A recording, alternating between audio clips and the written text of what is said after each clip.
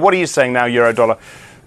Well, I think I'm, to be honest, on board with these forecasts, because at the end of the day, what we're seeing right now is significant dollar strength. We've already seen around 14 cents fall off euro dollar in the past 3 or 4 months, ever since really we've got those first hints that the ECB were going to loosen monetary policy further. And many people believe that the strength that we've seen in the dollar so far is just the start of things to come. I think we've only seen a fraction of these dollar strength which we're actually going to see. So another 26 cents off euro dollar in the next 2 years, I don't think is necessarily an overly aggressive estimate. I think parity is something that's very realistic, very realistically going to happen in the next couple of years. Okay, could we get it even next year?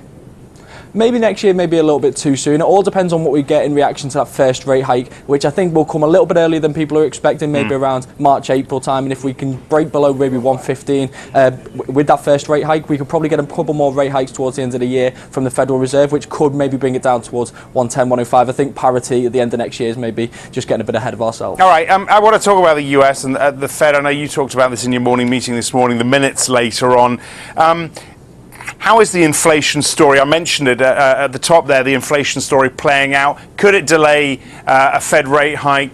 And how far could that bring the dollar down?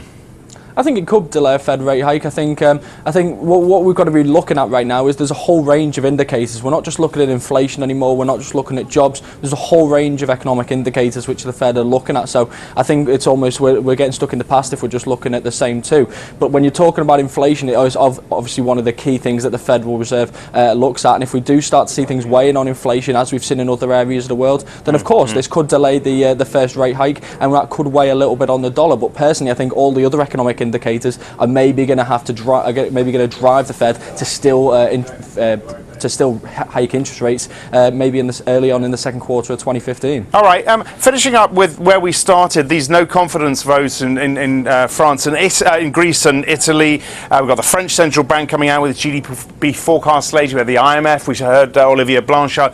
I mean, that whole backdrop is pretty bleak right now. How much worse is it going to get in Europe? Well, I think everything that we talk about with Europe right now is pretty bleak. We're seeing no growth in Germany. There's even the potential for it to fall into recession. This is the strongest economy in the Eurozone. We've got these confidence votes in Greece and Italy, as you mentioned, but I don't think anything's going to come from these. I think there's a couple of political motivations behind these in order to elect a president in Greece and in order to pass these reforms that you mentioned earlier on in Italy. France, we've seen no growth for so long, it's almost become the norm. But I think one thing that we're seeing in Eurozone right now is earlier on this year, we were expecting growth to potentially return at the end of this year or early next, but I think that's now been delayed by potentially another 12 months because we're just not seeing any signs that the growth is returning.